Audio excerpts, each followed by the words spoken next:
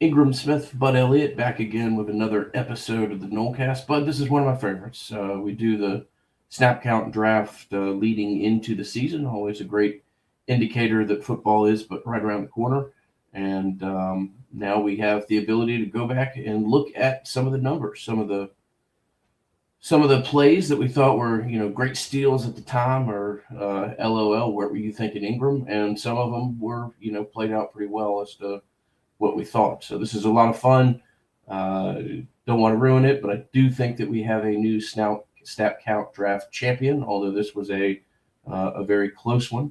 And depending on a little bit of further research, I may be playing under protest here, as perhaps one of my numbers was misrepresented on the sheet. But all in all, it's a lot of fun. We donate.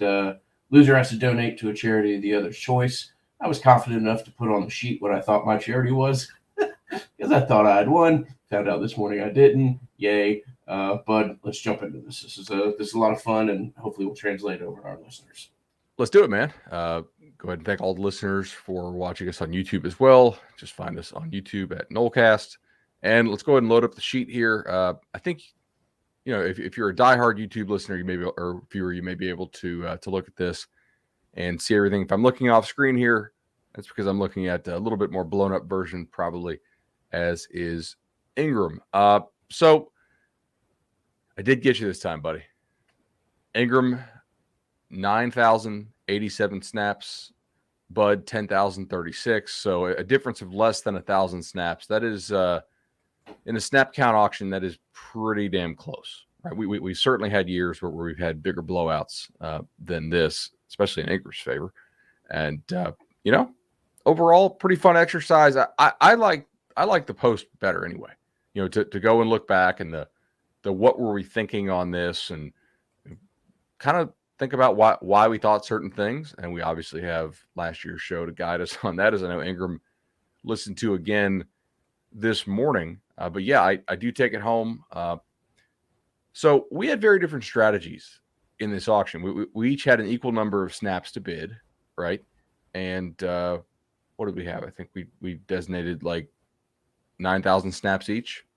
So, fairly close to what the actual counts were. They ended up having slightly more. I think the team offensive and defense had 19,100 snaps roughly. So maybe next year we'll bump that up slightly. Maybe we'll go 9,500 or something each. Anyway, yeah. So I spent a lot more money on offense in this, right? I bid 57.14, and you bid 29.05.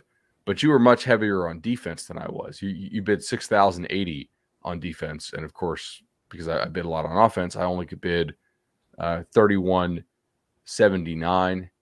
Good news is, of course, we all had positive net on both offense and defense for each of us. So we weren't crazy off in any of these. And most were fairly close to what we bid in the aggregate, but there are some really fun differences when you get down to the individual player level, man. And let's go ahead and get into that. Ingrid came up with some really fun awards here, dude. Let's do the first one here, the Andre Wadsworth Best Value Award. I've got to say that this actually, I think, goes to you, Bud, with your first pick, and this is more a condemnation of myself, not to take anything away from you, but and your value finding skills. But you put Bavion Johnson on the board with 75 snaps. I didn't match it. At the time, I was very skeptical of Bavion. About 2 to 3 days later, we started hearing whispers about Maurice Smith's health. So that would have been a little different had we recorded slightly later in time. But with 75 snaps, I didn't match it. Gave it to you. Bavion went on to hover up a ton of snaps at the beginning of the season and netted you a plus 310. So that was a great one. Dylan Gibbs was another one that you had on the offensive line. Bid you up to 370 snaps, and Dylan ended up taking 704 snaps for you. So there's another 334 for you in the positive. So if nothing else, I will be more mindful of that next year when we're doing this, and that the offensive line is a place where you can either win big or lose pretty big. But you did a great job there, and man, really, Bud, you kind of had three of these here. The Kevin Knowles pick at 250 at the time was where you ended up getting him. That even at the time I thought was not necessarily a risky play, but was more than I obviously had foreseen. But he ended up taking 568 snaps, again netting you plus 318, and those three incredible value picks went a long way in ending up with you being the victor in this year's snap count draft. I like to pick a baby on just because, well, I threw him out first, and it was interesting to feel like, okay, I wasn't really planning on getting him necessarily because I figured you would bid him up too, and I was like, wait, does Bud know something here, which I didn't at the time. And I think if you had taken him to like 150 or 200, I'm probably just like, all right, eat it, and go ahead and spend your snap bank on that. But 75, it's like, all right, well, if somebody gets hurt for a little bit, he's probably going to be plus EV. I would think there. Gibbs, I was a little bit kind of scared with dropping 370 there because he did look out of shape when he showed up. The initial reports on Dylan Gibbs were, incredibly mixed, and that was, that was a little bit of a risk at the time. I think 370 was a decent number, and certainly hindsight would lead you to believe that it was perhaps better than that. But I don't think there was any, obviously, I don't think there was any chance in hell that either of us would have predicted that he would have gone, north 600 and certainly not north of 700 snaps. Oh, I completely agree there. I mean, that was at the time. Remember, he was sort of seen as the consolation prize to Kane Madden, who ended up transferring from Marshall to Notre Dame. You had some pretty good runner-up in this category, though. By the way, you actually had the guy who second place in terms of the total net on the defensive side of the ball, Kalyn Deloach, man. Yep. If you remember, came in and developed into the linebacker that a lot of people thought he might be last year. I went real defense heavy and thought at the time, I made a comment that I had gotten 8 of my 9 desired prospects on defense. And some of those were really good picks, and some of them were kind of surprising to me. I mean, the fact that I got Jermaine Johnson at 600 snaps, I thought at the time was a really great value. Ended up only netting me 136, but the Jamie Robinson pick was a great value, plus 280. We ended up bidding him up to 475, and Jamie ended up taking 755 snaps for you. So for me, my 2 better value picks here were Jamie Robinson, Kalyn Deloach, which was, with the exception of Gibbs, was as good as to be found on the board. And then kind of a sleeper value pick for me was Malcolm Ray. Ended up getting him for 85 snaps. Ray ended up, I don't want to say had a breakout year, but certainly developed in a manner that would have been hard to predict. 291 snaps for Mr. Ray, netting me 206. So there was certainly some later value to be found on the defensive side of the ball, and Ray was one of those picks for me. I mean, honestly, a guy they're going to probably need going forward, right? And somebody who can come and contribute. Let's go ahead and transition here to the next award, which is the Lost in Louisiana Hot Sauce Award for the worst bid, the worst value on the board. And we both have some nominations here, and then I think we'll just pick the ultimate winner. I'll start with my negatives first. Dennis Briggs dropped 450 on him, and he only played 194. I was very confident Dennis Briggs was going to have a breakout year, and I thought 450 was a fair number, but a number that represented value if he could, stay healthy and play the whole year. And guess what? He did not stay healthy and did not play the whole year, unfortunately. So disappointing on that one, to be sure. However, explainable, certainly. I mean, Briggs was having having a great year, and just a little bit of bad luck there. The other ones who show up in dark red on my screen, Josh Burrell, minus 175. That'll hurt you. I had 185 bid on him. He played 10 snaps on offense. By the way, we don't have any special team snaps in here. Remember, this was the thing. Did agree it's to offense that. and defense. Yeah. So he played 10 snaps. Obviously somebody who I'm still high on in the long term, but that was disappointing because he got hurt. And then Dante Lucas is my other real dark red sell here when you sort by the net. Bid 330. I was like, all right, if he keeps it together, head on straight, hell, even head on sideways, just head on, right? Okay, I think that's an okay value. We'll see. Obviously, I think by that point we were hearing some concerns because if we weren't hearing concerns, he would have easily been going higher. And the concerns were real. He played 78 snaps and minus 252. So, yeah. So it's funny, as I went back and rewatched the show, there are various points, particularly later on in the rounds, where we both acknowledged, oh man, you could have won the draft right there with that pick. We'll have to see how this plays out, but that could be a great value. Man, I lost this draft with the first pick on both sides of the ball, with not either matching or pushing up the Bavion selection for you as to what you're able to get him. And my first pick, and I was as lost in the sauce as I possibly could be, Travis J. 500 snaps. Mr. J ended up giving you 165. Oh boy. I mean, that is a dark red number, and will be something that, look, losing the snap count draft doesn't bother me. But Travis J, and where I thought he would be as to what he ended up giving this year will be something that stays with me for a long time. And I will remember that when we're previewing teams in the future and players that we think are really on the verge of having a breakout year. So Travis J didn't work out. I went pretty heavy on him. That was not an initial number. You and I went back and forth on that a decent amount. Yeah, I was pushing him too. And it didn't work out. Now, the other one that really hurt me was Brendan Gant, which at the time we acknowledged might actually be a decent value pick. Well, no, it was not a decent value pick. I put 395 on the board for Gant, who I thought was going to get a pretty decent amount of snaps.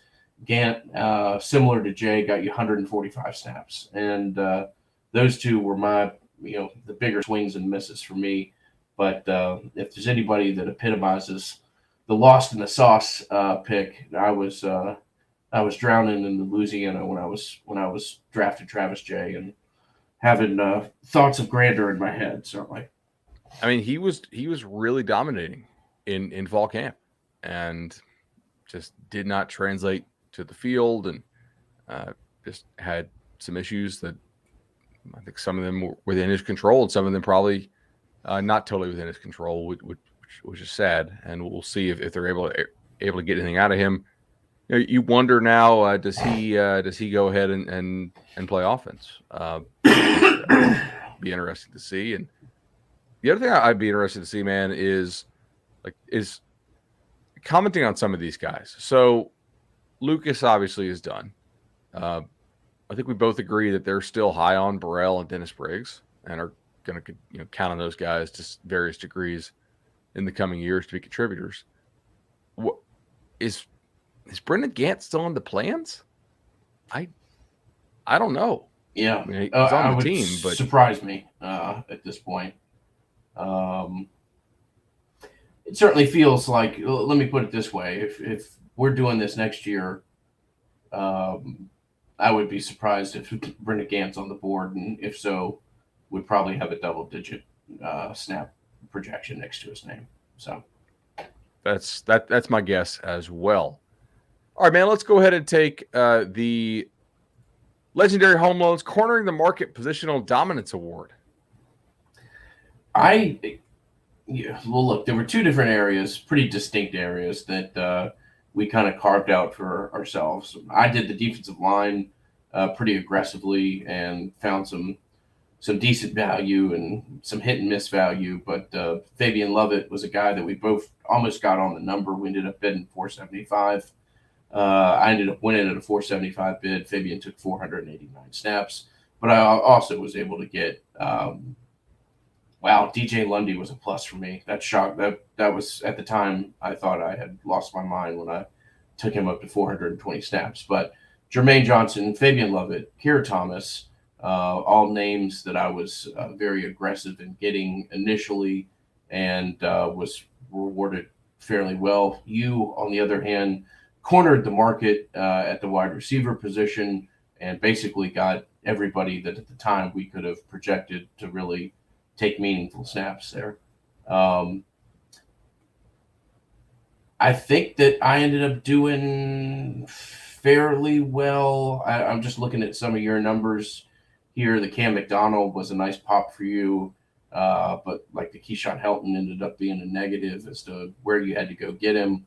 I think if there was a winner in cornering the positional market with the good help from our friends of Shannon and Chad, I think I probably did it along the defensive front. Yeah, I think I have to give that one to you as well, because you paid up for it and we're correct. You know what I mean? Like you're okay. These are going to be the starters. I'm confident in it, and like they stayed relatively healthy, and you went ahead and got it. I mean, you got 3 of the 4 projected starters, at least in my mind, on the defensive line. I thought Briggs was going to play starter snaps, and so you smartly did not get that one, and nailed this. Also cornered the market there at linebacker with Deloach. Now you did have Emmett Rice, so that was kind of a negative. Gainer, you almost nailed exactly. I mean, you bid 400. He had 404 on the year. DJ Lundy, Steven Dix. I think you covered yourself a little bit there with a sort of backup or a bid that projected him to be a backup / rotational guy, which he was. He went over by a little bit, but I mean, 215 spend, 88 return. That's not horrendous. I mean, you don't want to make a habit out of doing that. But then on the defensive line, you also got Jackson as well. So Jerry Jackson, not Chambray. Bid 110. He played 196 for an 86 net. So I am comfortable giving you the Legendary Home Loans Corner and Market Positional Dominance Award for this performance there in the snap count draft. Let's do the under $20 award. All right. So this is the award for somebody who you bid less than $20 on, and see how they did. Or do you want to make it the double-digit award? So like nobody we bid 100 on. Okay, yeah, let's do the double-digit award. That'll be good. All right. The nominees are drum roll, please. Ingram's bid of 90 on Trayshawn Ward, who got 258 for a net of 168. Also, who else do we have here on the? I mean, Malcolm Ray. Yeah, Malcolm Ray's a good one. I'll tell you who the winner is, but yeah, Malcolm Ray. 85 bid for Ingram on Malcolm Ray. 291 snaps played. That's a 206 net. And then for Bud, we had. I'm looking here for some good ones. Well, Brady Scott. You won it with Amarian Cooper. Yeah. Amarian Cooper for sure. Net 251. That's a bid of 16 and 267 snaps played. 239 guy. Just gotta take all my 239 dudes. And Brady Scott is I think my other real nominee. Bid of 56, and he ended up playing 316 snaps. Not really sure that's a good thing. Like if I told you, Ingram, this pick is going to win me the draft, you'd be like, all right, Lord, the season's going to be rough. And at times it was. So, yeah, I think those are the overall nominees. So Scott was a higher net, but I feel like Cooper's a better value for throwing only $16 at him. So the 16...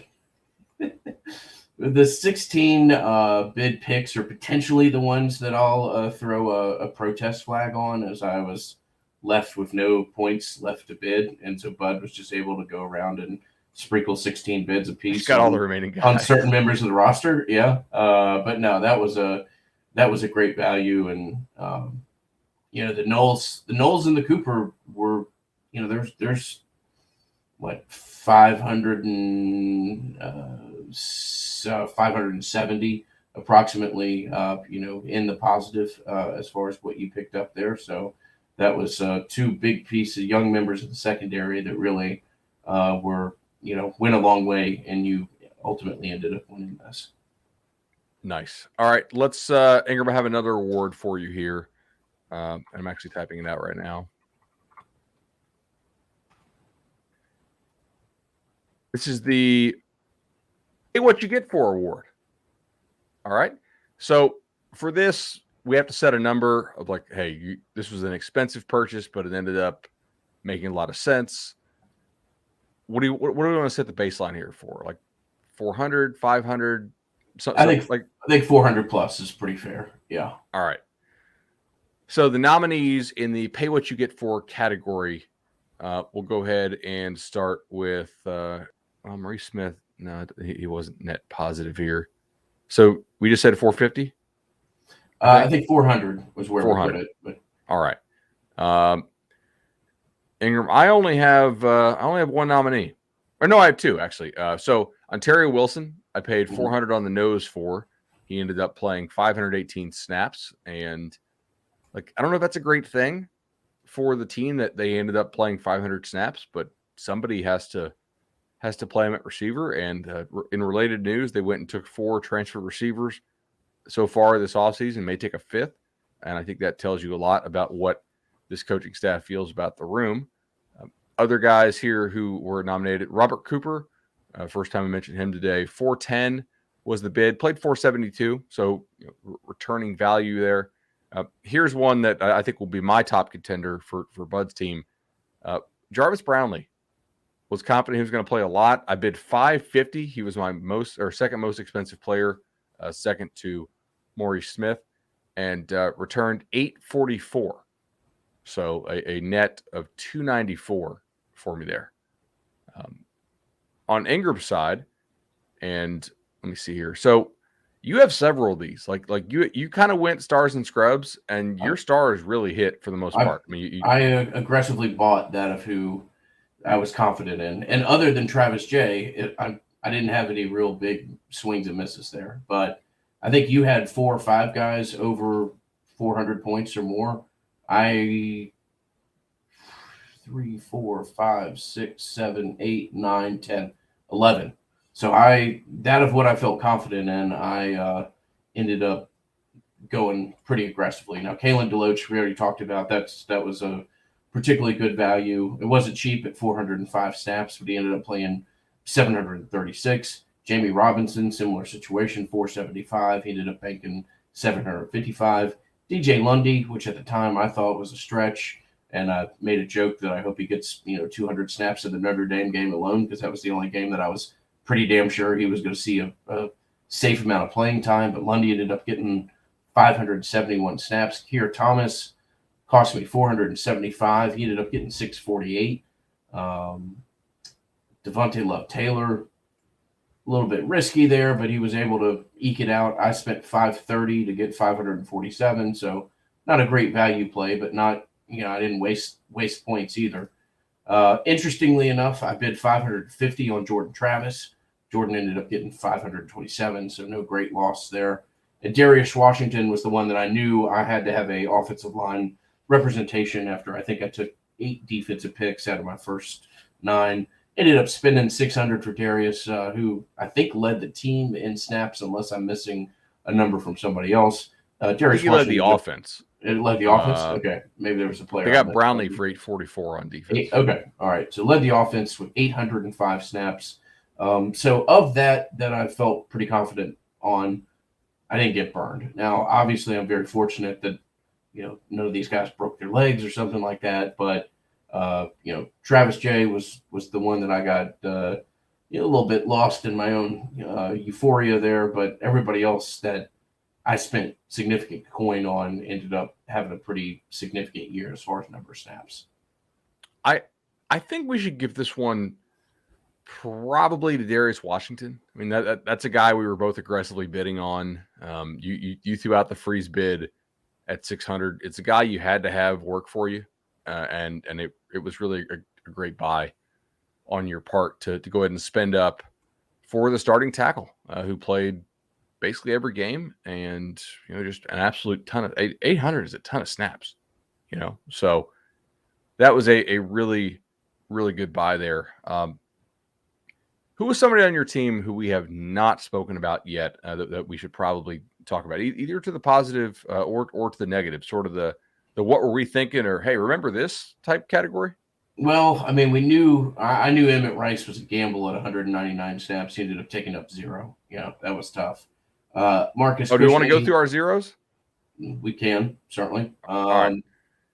Who got you zeros? Corey Ring, 55, ended up taking 0. 55 is a pretty big flyer. I mean, for a reference like a series point, a game.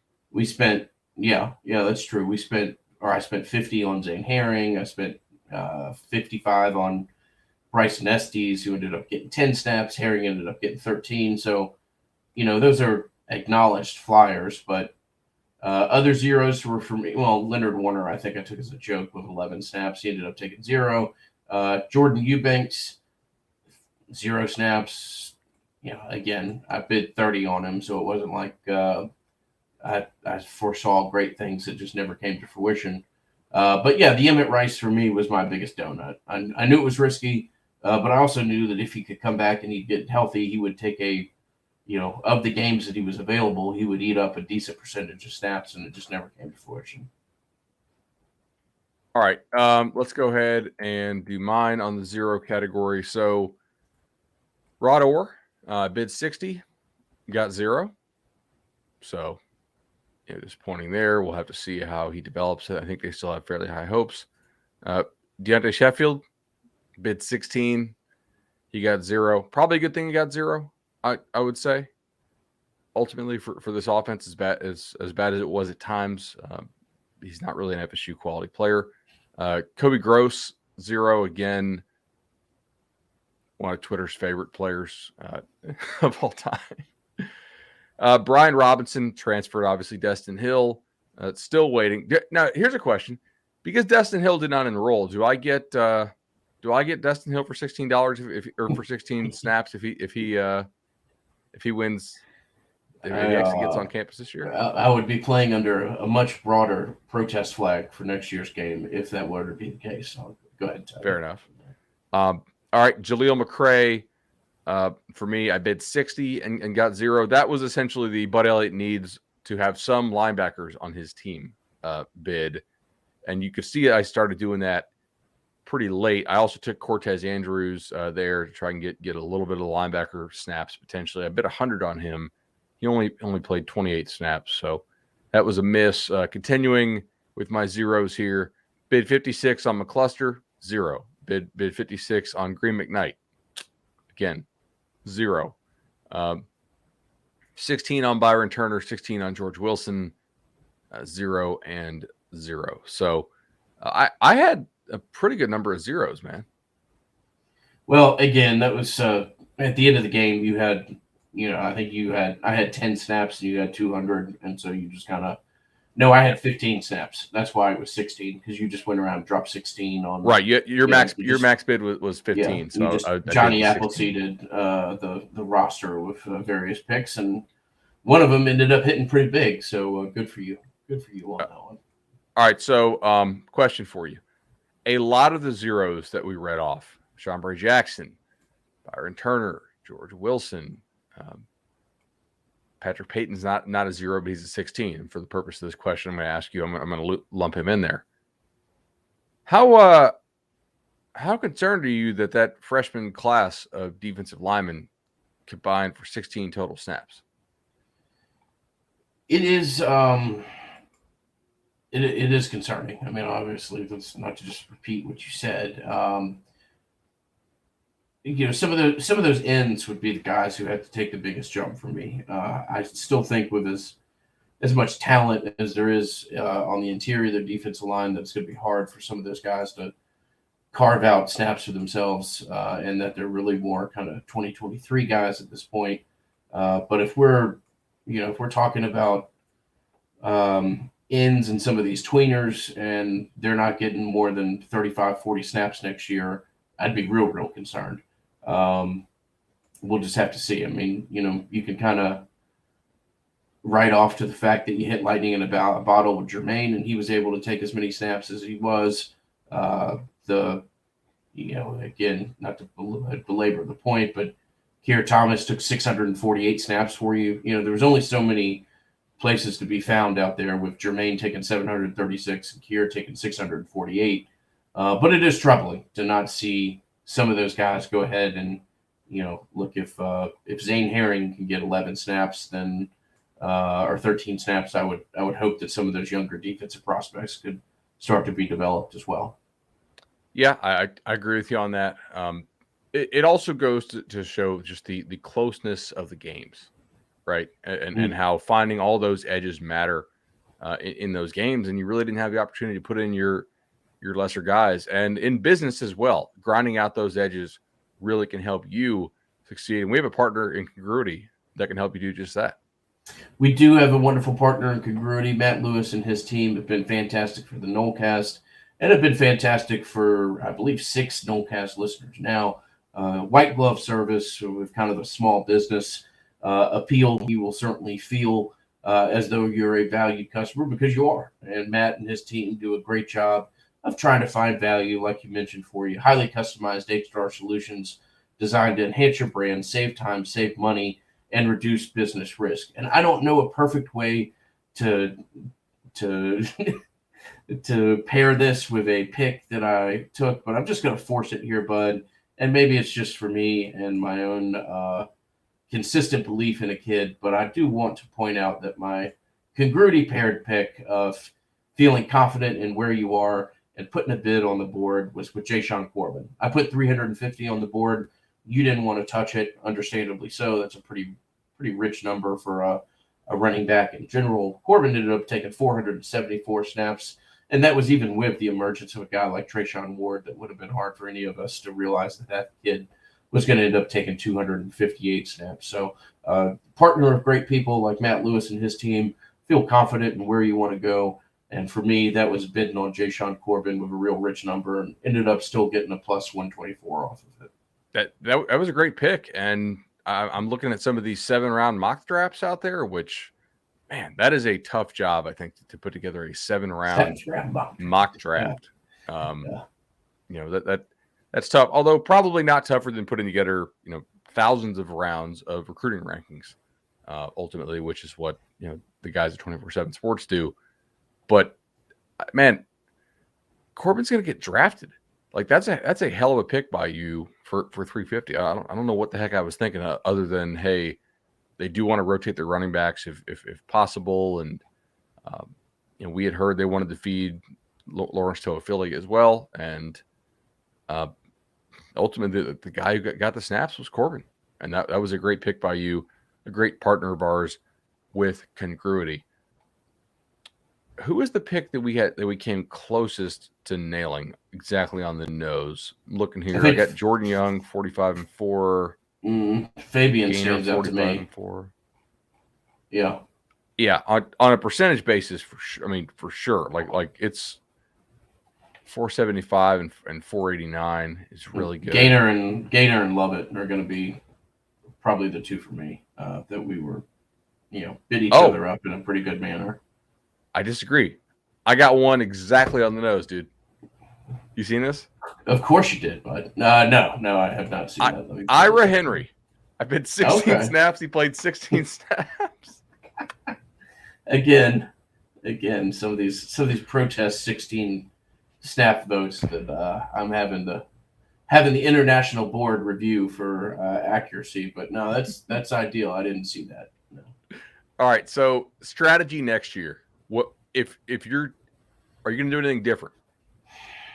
I mean, it would be easy for me to say that like I went too heavy on some of these guys, but again, with the exception of Travis J, really didn't get burned, and in fact, I came out on the positive on almost everybody that I went north of 400 for. So I don't think I will change a whole lot there.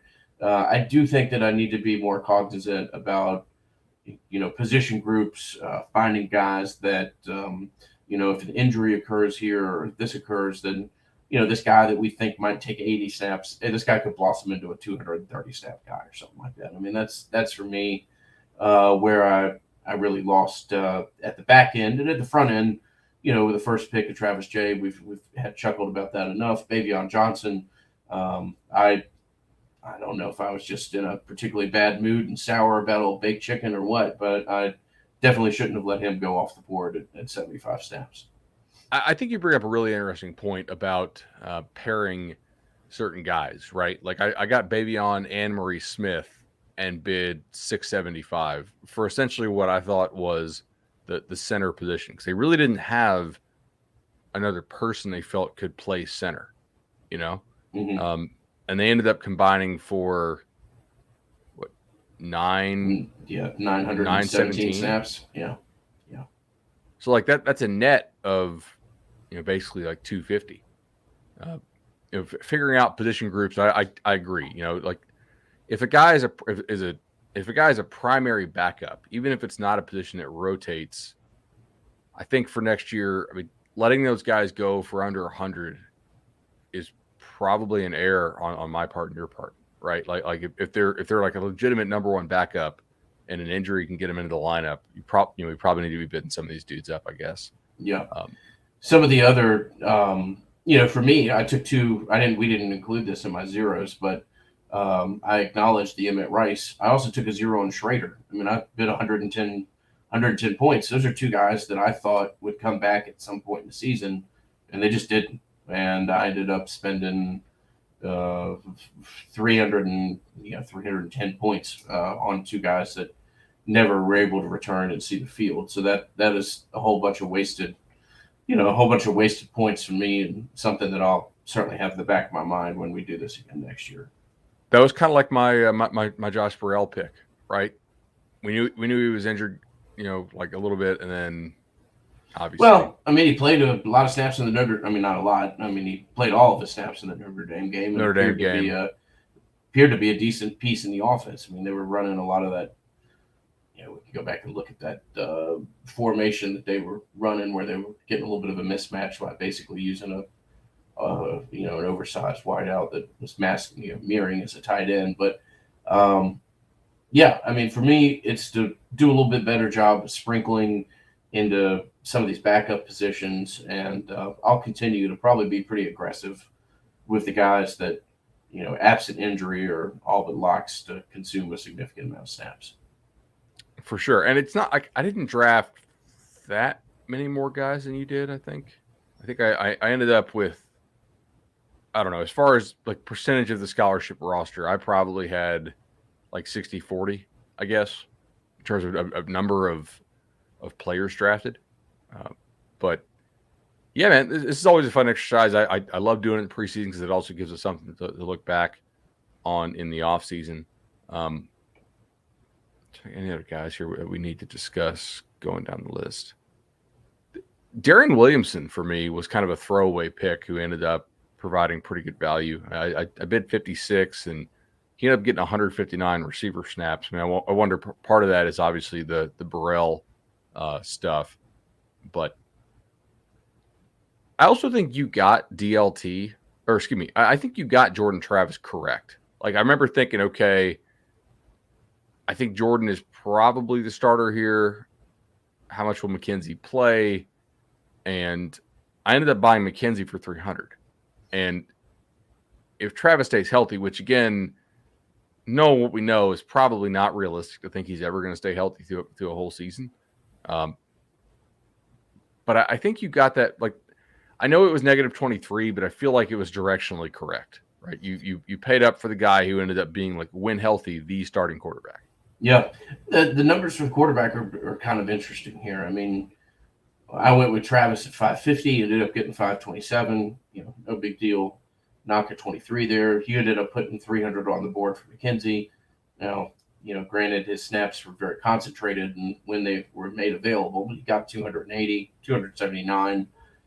Chuba was the one guy that, look, I only invested 105 on him, so there wasn't I didn't expect a ton, but only ended up taking 17 snaps, and that was, of the three pieces there, the one that we probably aired on the most of. I projected 105.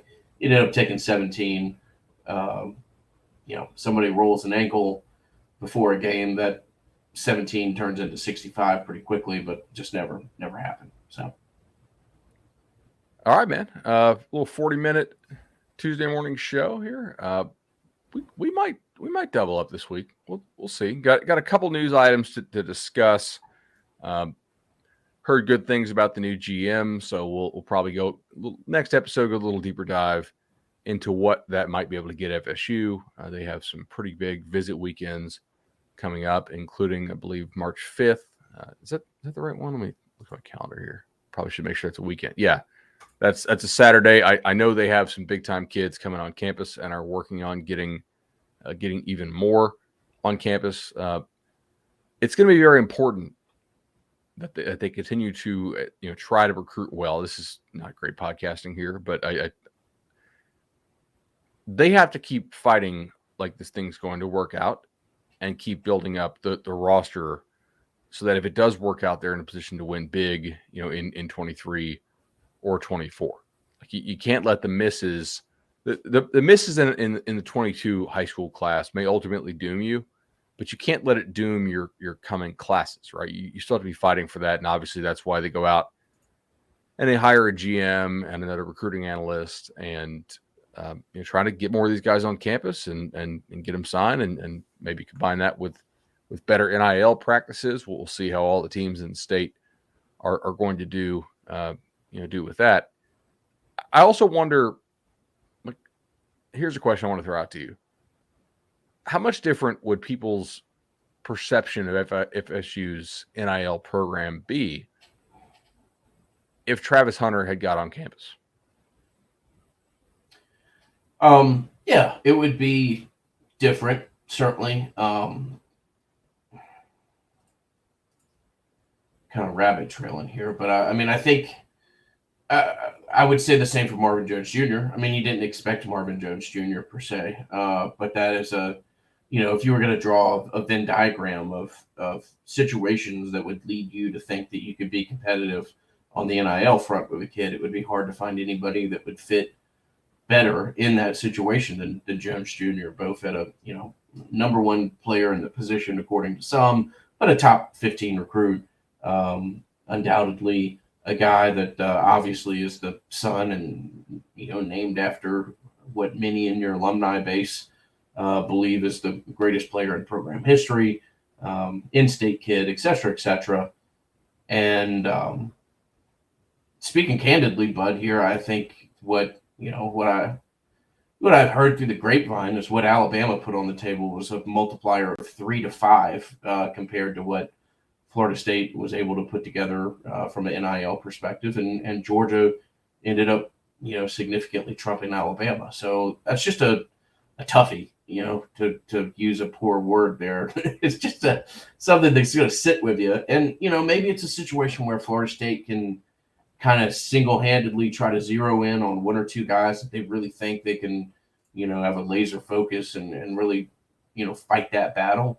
I do think that maybe we should save this for another podcast, but I think the NIL program is improving. You basically had a bunch of guys who were just dropped into a situation that they weren't, wildly familiar with, and the recruiting landscape is kind of a complicated one to get a real feel for.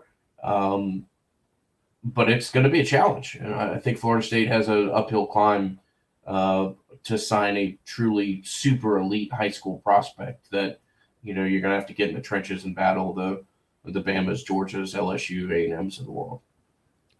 I guess where I was going with that, and I kind of hit you with it blind, was like I do think if Hunter or Jones had got on campus, they would have had pretty significant deals that people would have been excited about. They definitely would have. And I don't even, Travis Hunter doesn't even stay in my mind at this point. From an insurance perspective, I classify that basically as an act of God. That's sure. not something that anybody could have foreseen or really had in mind that, somebody was going to come out of left field from with double commas and hit you on something that nobody else would have otherwise projected. So I don't really, I personally am not critical. I realize the question you're asking is more about the broader fan base and not Ingram Smith's perspective on NIL. But for me, the broader NIL concerns lie with, the Jones Jr., the defensive tackle that Tennessee ended up beating you on, the inability to get real traction with Brissaint at the end of his recruitment. Those are things that were they first year problems or were they just broader problems? I think that's a question that the 23 class may give us a little bit more clarity on. I think that's fair. One of the things I want to point out here with NIL, and I think it is a broader discussion we should have next show or the show after, is you're technically not allowed. I mean, technically is the word technically is doing a lot of work in the sentence I'm about to say, but you're technically not allowed to use NIL potential deals as a inducement to get kids to sign with you. You are allowed to point out the NIL deals that current kids on your roster have signed, right? Realistically, there's nobody on this roster right now who is worthy of a massive NIL deal. If you had landed Hunter or Jones Jr., you could point to that. You're like, hey, look at this, look at that, right? I Travis Hunter, you could, I think it's feasible that, over a 4-year span, you could have lined them up deals that have potential of over $1 million, you could point to that. Right now, I mean, there's some guys who just got some NIL deals with the Boys and Girls Club. You can point to, I think Duffy is one of the guys who's doing some stuff with that. We'll see about some other dudes on the team, but there's no real like benchmark, no doubt stud who you wanted to make flush with NIL deals that you could point to for the 23 class. So we'll see kind of how that comes about. Yeah, no, I mean the deals that you're pointing to are Jordan Travis making his own T-shirt brand and stuff like that, which is great. I'm not belittling that at all. It's just indicative of, hey, you're gonna have to come here and make plays, and you'll have opportunities to earn additional money. Whereas some of these other schools are maybe able to find you, obviously not directly tied to your recruitment, but are able to find you available pools of money that may be immediately made available to you. So it's an interesting conversation. It's one that I'm sure we'll be able to have many, many times over. But it is kind of an interesting watch of something, kind of a live evolving in front of our eyes. I personally don't think the state laws are great. I also don't think the state laws are going to keep you from signing anybody that you're really serious about trying to pursue. So again, that is a 10-second comment on probably a 5-minute conversation, but just something that I've certainly heard a lot of chatter about recently. I would agree with that. I'm not going to say that because I can't prove it. Anyway, let's go and get this out to the people, and we'll talk again very soon. All right, man. Enjoyed it as always. Thank you for the support. The show that we did was actually our first YouTube live show when we did the snap count draft, and a little bit of a celebration of us having 1,000 subscribers, and we're since I think close to around 3,500 or so. Whether it be the sports podcast awards that we've been nominated for, that you guys have given us such great support in, or the YouTube channel, or whatever it is, know that it means a ton to Bud and I, that that of the listeners that have given us over the years. And whether it be this week or next, we certainly look forward to having another episode out for you in the year. All right, see you, buddy.